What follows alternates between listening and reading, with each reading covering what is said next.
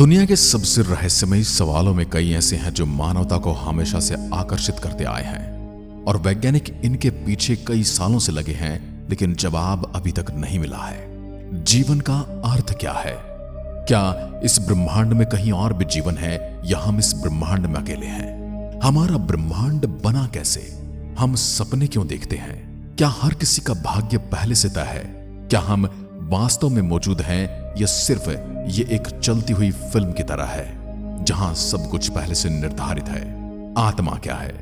ये कुछ ऐसे सवाल हैं जो हमें सोचने पर मजबूर करते हैं और मानवता के अस्तित्व और ज्ञान की सीमाओं को चुनौती देते हैं। ऐसे ही कुछ और भी सवाल हैं जिनके जवाब हम वैज्ञानिक पॉइंट ऑफ व्यू से जानने की कोशिश करेंगे। सबसे पहले हम बात करते हैं, क्या भगवान है? Does God exist? हम ईश्वर को कई नामों से जानते हैं। भगवान, लगभग सभी मनुष्य यही मानते हैं कि इस सृष्टि का निर्माण ईश्वर ने किया है, परंतु वैज्ञानिकों में इस बात पर हमेशा ही मतभेद होता रहा है। कुछ वैज्ञानिक ईश्वर को मानते हैं तो कुछ नहीं, मगर ज्यादातर वैज्ञानिक इस बात को मानते हैं। विज्ञान के अनुसार लगभग 14 अरब साल पहले एक भयंकर विस्फोट हुआ जिससे ब्रह्मांड का निर्माण हुआ, परंतु यह विस्फोट आखिर क्यों हुआ और इससे पहले क्या था? इस सवाल का उत्तर किसी के पास भी नहीं है, विज्ञान के पास भी नहीं। धरती पर जीवन की हलचल कैसे हुई, इस विषय पर भी साइंटिस्ट आपस में उलझे हुए हैं। बिग बैंग और क्वांटम फिजिक्स की दुनिया रहस्यमयी, जीवन जीने लायक धरती, सूर्य से इसकी बिल्कुल सही दूरी, इसका वातावरण, इसका चंद्रमा, ऋतुओं का आना जाना, दिन रात का बनना, नर नारी का होना, हर जीव में मेल फीमेल का होना, सब कुछ इतना व्यवस्थित है मानो किसी ने सोच समझकर बनाया हो। यही सारी बातें हमें ये सोचने पर मजबूर कर देते कि सृष्टि अपने आप नहीं बनी बल्कि इसको किसी ने बनाया है और उसी को हम ईश्वर कहते हैं। मगर क्या भगवान का इस दुनिया में अस्तित्व है या नहीं, इस सवाल के निष्कर्ष पर आज तक वैज्ञानिक नहीं पहुंच पाए हैं। क्या इस ब्रह्मांड में हम अकेले हैं?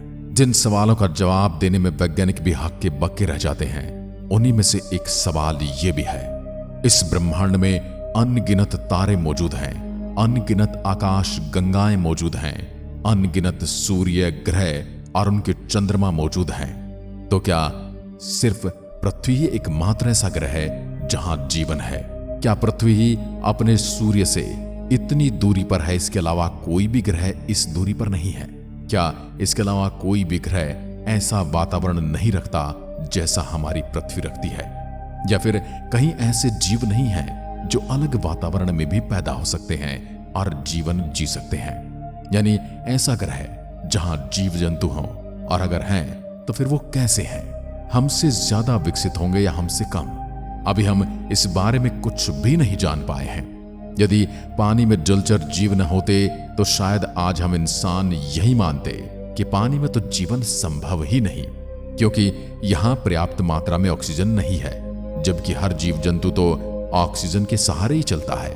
मगर पानी में रहने वाले जीव जंतु ये साबित करते हैं कि पानी में भी जीवन है, और पानी ही नहीं, समुद्र की गहराइयों में भी जीवन है, जहां हम कुछ समय पहले तक ये मानते थे कि वो जगह वीरान है। भले जीने के लिए जरूरतें अलग अलग हों, लेकिन जीवन तो है। तो हो सकता है इसी प्रकार के दूसरे प्लेनेट पर रहने वाले जीवों के लिए भी जीने के लिए कुछ अलग वातावरण की आवश्यकता हो। उन्हें जीने के लिए ऑक्सीजन की नहीं बल्कि अपने ग्रह के ही किसी मटेरियल की जरूरत हो, मगर इस बारे में स्पष्ट रूप से हम न तो अभी जान पाए हैं और न ही इसे ठीक ठीक एक्सप्लेन कर पाए हैं, न ही ऐसी कोई थ्योरी दे पाए हैं जो ये साबित करती हो कि ब्रह्मांड में हम अकेले नहीं हैं। ब्रह्मांड किस चीज से मिलकर बना है? जो भी मटेरियल हम अपने आसपास देखते हैं वह एटम से बने हैं, मगर समस्त ब्रह्मांड का केवल 5% हिस्सा ही एटम से बना है। बाकी 95% हिस्सा किस चीज का बना है यह हम नहीं जानते। अब तक वैज्ञानिकों ने जितनी भी खोजें की हैं, जितने भी अध्ययन किए हैं, उससे यही पता चला है कि ब्रह्मांड का ज्यादातर भाग 2 चीजों से मिलकर बना है। पहला, डार्क मैटर। वैज्ञानिक कहते हैं ये नॉर्मल मैटर से बिल्कुल अलग तरह का मैटर है। दरअसल इसका काम ब्रह्मांड के बड़े पिंडों को आपस में जोड़ने का होता है। आप ये कह सकते हैं कि यह गैलेक्सी जो आपस में बांधे रखने का काम करता है, जो इनविजिबल है लेकिन बहुत ही स्ट्रांग और मौजूद है। दूसरा है डार्क एनर्जी। यह एक ऐसी प्रकार की ऊर्जा है जिसे इंसान और इंसानों के आधुनिक यंत्र नहीं देख सकते। हम बस इसके द्वारा किए गए कामों को ही देख पाते हैं और उसी से यह अंदाजा लगा पाते हैं कि डार्क एनर्जी की जैसी चीज भी हमारे ब्रह्मांड में मौजूद है। आप ये कह सकते हैं कि इस ऊर्जा के कारण ही ब्रह्मांड लगातार फैल रहा है, क्योंकि डार्क एनर्जी और डार्क मैटर न तो दिखाई देते हैं और न ही किसी इलेक्ट्रोमैग्नेटिक रेडिएशन से डिटेक्ट किए जा सकते हैं। इनके बारे में जानना विज्ञान के लिए लगभग नामुमकिन है। अब उससे भी बड़ा प्रश्न है, जीव चेतना काम कैसे करती है? सभी जीवों में जागरूकता है। हम अपने आसपास के वातावरण को समझ सकते हैं, हम खतरे को भांप सकते हैं, हम आराम को महसूस कर सकते हैं, हम गर्मी सर्दी उसके बचाव के उपाय भी कर सकते हैं और उनको महसूस भी। हम अपने अस्तित्व के बारे में सवाल कर सकते हैं, हम अपना मकसद जानने के लिए उत्सुक रहते हैं तथा एक दूसरे से अपने विचारों का आदान प्रदान भी कर सकते हैं। यही बातें हमें सभी जीवों में सर्वोत्तम बनाती हैं, मगर हमें नहीं पता कि ये कहां से आती हैं और कैसे काम करती हैं। हमारा दिमाग सेंट्रल कंप्यूटर की तरह काम करता है। यूं कहा कि हमारे दिमाग की तरह हमने एक डिवाइस बना लिया है जिसे हम कंप्यूटर कहते हैं तथा सभी शारीरिक क्रियाओं को यह अकेले ही संभालता है। हमारे दिमाग की स्कैनिंग से हमें ज्ञात होता है हमारे माइंड के 100 अरब से ज्यादा नर्व सेल्स कितने जटिल तरीके से इलेक्ट्रॉनिक सिग्नल का आदान प्रदान करते हैं। मगर दिमाग और चेतना एक नहीं है, क्योंकि इलेक्ट्रिक सिग्नल हमको ये नहीं बताते कि कैसे है दिमाग चेतना का निर्माण करता है। यह अभी भी हमारे लिए एक रहस्य ही है। जिस दिन हमें ऐसा पता लग गया, उस दिन हो सकता है हम ऐसा कंप्यूटर बना लें जिसे चेतना हो और वह सब कुछ बिना कुछ कमांड दिए ही समझ जाए। ब्लैक होल के अंदर क्या है? जिनको ब्रह्मांड के बारे में जानने की उत्सुकता होती है या जो ब्रह्मांड और स्पेस से जुड़ी हुई वीडियोस देखते हैं, आर्टिकल पढ़ते हैं या न्यूज देखना पसंद करते हैं, वो सब जानते हैं कि ब्लैक होल एक बहुत ही जटिल ब्रह्मांडीय संरचना है। ब्लैक होल में गुरुत्वाकर्षण शक्ति इतनी ज्यादा है कि यह प्रकाश को भी अपनी ओर खींच लेता है और उसे बाहर नहीं निकलने देता। यानी अगर आप किसी टॉर्च से ब्लैक होल के ऊपर से दूसरी तरफ प्रकाश भेजने की सोचेंगे तो आपकी टॉर्च की रोशनी सीधे न जाकर मुड़ जाएगी और नीचे ब्लैक होल में चली जाएगी। यानी जो प्रकाश की रेखा को भी मोड़ सकता है वो है ब्लैक होल। हम पिछले कुछ दशकों में ब्लैक होल के बारे में बहुत सारी जानकारी इकट्ठा कर पाए हैं, लेकिन हम अभी तक ये नहीं जानते कि उसकी दूसरी तरफ क्या है। आइंस्टाइन के अनुसार ब्लैक होल अनंत रूप तक छोटा होता चला जाता है, जबकि वर्तमान खगोल शास्त्रियों के अनुसार यह दूसरे ब्रह्मांड में जाने का द्वार भी हो सकता है, जिसकी शक्ति का इस्तेमाल करके हम काफी कम समय में दूसरे ब्रह्मांड में प्रवेश कर सकते हैं, जहां पर हो सकता है हमें हमारे उस प्रश्न का भी उत्तर मिल जाए जिसमें हम सोचते हैं कि क्या हम इस ब्रह्मांड में अकेले हैं? क्या भूत होते हैं? इसके बारे में कुछ लोग कहते हैं कि भूत होते हैं, कुछ लोग भूत प्रेत कुछ नहीं मानते, कुछ लोग इनसे जुड़ी कहानियां सुनाते हैं और अपने साथ घटित घटनाओं का जिक्र भी करते हैं। यूं तो भूतों को देखे जाने और उनके सबूत के तौर पर भूतों की फोटो और वीडियोस इंटरनेट पर भरे पड़े हैं, मगर विज्ञान को अभी तक इसका कोई ठोस प्रमाण नहीं मिला है जिससे ये कहा जा सके कि हमारी इस पृथ्वी पर भूत भी रहते हैं। भूत केवल एक समय का हिस्सा है जो बीत चुका है, ऐसा इस शब्द का अर्थ प्रतीत होता है। इसके लिए वैज्ञानिकों ने इलेक्ट्रोमैग्नेटिक फील्ड डिटेक्टर और थर्मल इमेजिंग कैमरे से कुछ चीजें बताने की कोशिश की है और कुछ आधुनिक यंत्र भी बनाए हैं, लेकिन उनके हाथ ऐसा कुछ नहीं लगा जिससे ये साबित किया जा सके कि भूत प्रेत होते हैं। मगर कुछ लोग भूत होने का दावा करते हैं। क्या आप भूतों में विश्वास करते हैं? तो हमें कमेंट करके जरूर बताइएगा। क्या आपने भी किसी भूतिया शक्ति का अनुभव किया है? जरूर बताइएगा।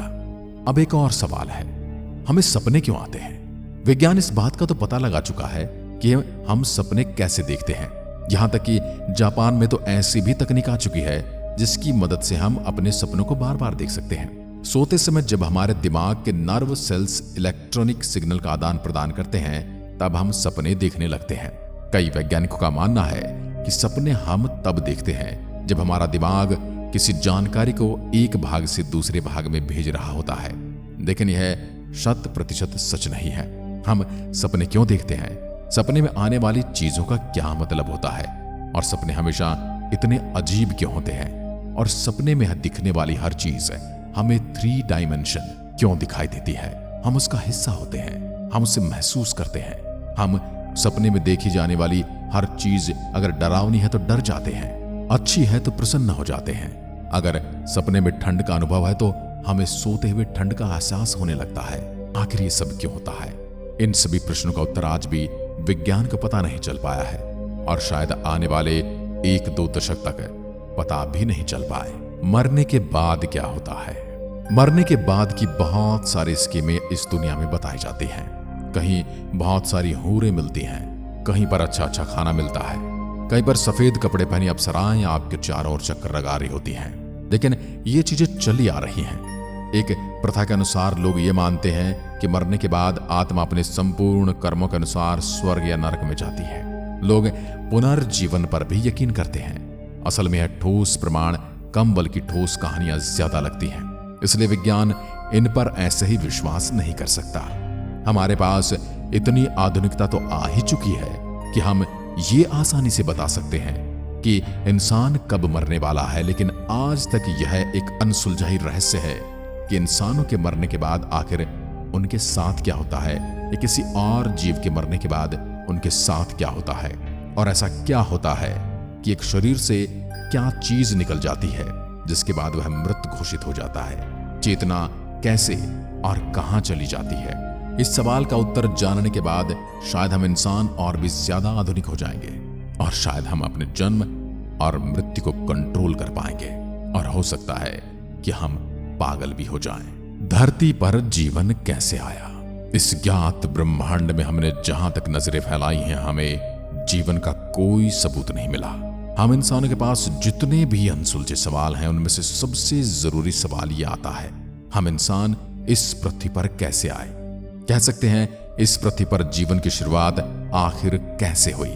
कई वैज्ञानिक ये कहते हैं कुछ धूमकेतुओं के पृथ्वी पर गिरने की वजह से ऐसा हुआ, पर ऐसे धूमकेतु तो मंगल पर भी गिरे होंगे, बुध पर भी गिरे होंगे, वीनस पर भी गिरे होंगे, और गिरे हैं जिनके गिरने के सबूत हमें गड्ढों के रूप में दिखाई भी देते हैं। इस थ्योरी का समर्थन करने वाले के मुताबिक उन धूमकेतु में जीवन को पैदा करने के लिए पर्याप्त और महत्वपूर्ण मटेरियल रहे होंगे।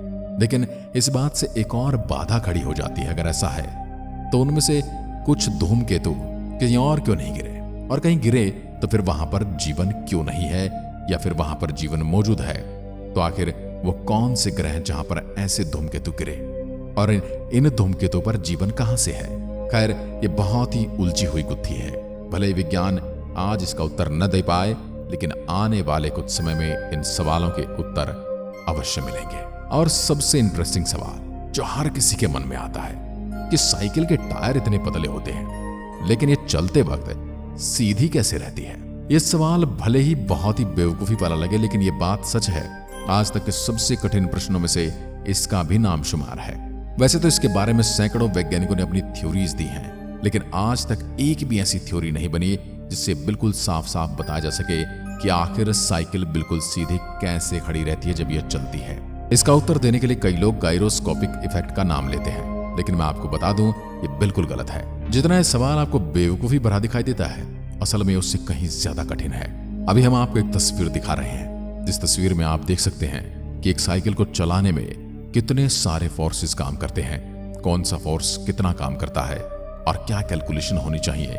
ये बहुत ज्यादा जटिल संरचना बन जाती है और हमें इस सवाल का उत्तर देने में दिक्कत आती है। आपके दिमाग में भी कभी ना कभी तो यह सवाल आया होगा कि जब साइकिल सीधी खड़ी रहती है तो वह गिर जाती है, लेकिन जब उसे चलाना शुरू कर देते हैं तो गिरती नहीं। तो दोस्तों, क्या आपको भी इनमें से कोई सवाल ऐसा लगा जो आपके मन में भी था? तो उस सवाल को कमेंट में लिखकर जरूर बताइए। ऐसे ही अनसुलझे रहस्यों और ऐसे ही अनसुलझे सवालों के लिए देखते रहिए गैलेक्सी का रहस्य। मैं आपका दोस्त बजरंग प्रजापति। जय हिंद, जय भारत।